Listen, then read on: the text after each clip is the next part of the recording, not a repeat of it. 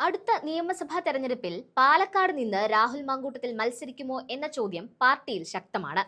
ഷാഫി പറമ്പിൽ ഒഴിഞ്ഞ സ്ഥാനത്താണ് പാലക്കാട് രാഹുൽ എത്തിയത്. നിലവിലുയർന്ന ആരോപണങ്ങൾ കെട്ടടങ്ങിയെങ്കിലും പാലക്കാട് ഇനിയൊരു അവസരം രാഹുലിന് നൽകിയാൽ അത് വലിയ തോൽവിയിൽ കലാശിക്കും എന്ന ചർച്ചയാണ് കോൺഗ്രസിലുള്ളത്. പാലക്കാട് നിന്ന് രാഹുലിനെ മാറ്റി പകരം BJP-യിൽ നിന്നെത്തിയ സന്ദീപ് വാര്യർക്ക് സീറ്റ് നൽകണം എന്ന ആവശ്യം ശക്തമാവുകയാണ്. സൈബ്രിടത്തിലും വാർത്താ ചാനലുകളിലും കിട്ടിയ പല്ലാളനകൾ ഏറ്റാണ് രാഹുൽ വളർന്നതും മറ്റുള്ളവരെ മറികടന്ന് മുന്നേറിയതും. രാഹുലിന്റെ സൈബർ മുന്നേറ്റത്തെ ആദ്യം പിന്തുണച്ച കോൺഗ്രസിന് ഇപ്പോൾ അതേ സൈബർ കൂട്ടം തന്നെയാണ് പാരയായത്. വളർത്തി വലുതാക്കാൻ കൂട്ടുനിന്ന പ്രതിപക്ഷ നേതാവിനിട്ട് തന്നെയായിരുന്നു ആദ്യ പണി. ഇതുണ്ടാക്കിയ ഡാമേജ് VD സതീശന് പൊറുക്കാൻ കഴിയുന്നതല്ല. ഇതും രാഹുലിനെതിരെ നിൽക്കുന്ന ഘടകമാണ്. രാഹുൽ മാങ്കൂട്ടത്തെ പിന്തുണച്ചില്ല എന്ന ഒറ്റ കാരണത്താലാണ് സംഘടിതമായ ആക്രമണത്തിന് സതീശൻ ഇരയായത്. പിന്നാലെ സതീശനെ തള്ളി ഷാഫിയും കൂട്ടരും മറുകണ്ഠം ചാടിയതോടെ സതീശന്റെ പ്രതീക്ഷകളും തകർന്നു. ഇപ്പോൾ പുറത്തേക്ക് അധികം കാണുന്നില്ലെങ്കിലും കോൺഗ്രസിനുള്ളിൽ വലിയ പ്രതിസന്ധികൾ ഈ വിവാദം തീർക്കുന്നുണ്ട്.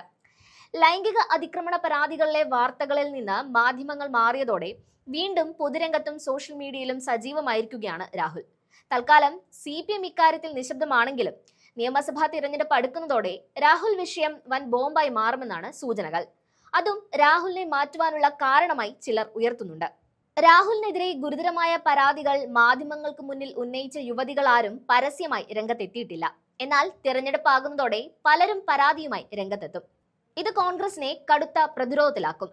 പിണറായി സർക്കാരിനെതിരായ പ്രചരണത്തിന്റെ മുനയൊടിക്കുന്ന തരത്തിലായിരിക്കും ഈ കേസ് മാധ്യമങ്ങൾ ഏറ്റെടുക്കുക. രാഹുലിനെതിരെ കോൺഗ്രസ് നടപടി സ്വീകരിച്ചെങ്കിലും ഇതിലും വലിയ കടുത്ത നടപടികൾ വേണമെന്ന ഒരു വിഭാഗത്തിന്റെ ആവശ്യം നടപ്പായില്ല. അന്ന് അവർ ഉന്നയിച്ച ആശങ്കകളാണ് ഇപ്പോൾ കോൺഗ്രസിനെ വേട്ടയാടുന്നത്. നേരത്തെ തന്നെ മാങ്കൂട്ടത്തിനെതിരെ ലഭിച്ചത് 9 പരാതികളായിരുന്നു.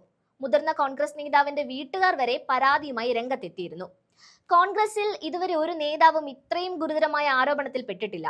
നിയമസഭാ തെരഞ്ഞെടുപ്പിൽ രാഹുൽ മാങ്കൂട്ടത്തിൽ വീണ്ടും മത്സരത്തിന് ഇറങ്ങിയാൽ അത് കോൺഗ്രസ് ചിന്തിക്കുന്നതിനും അപ്പുറമാകും വിവാദങ്ങൾ ഉണ്ടാവുക.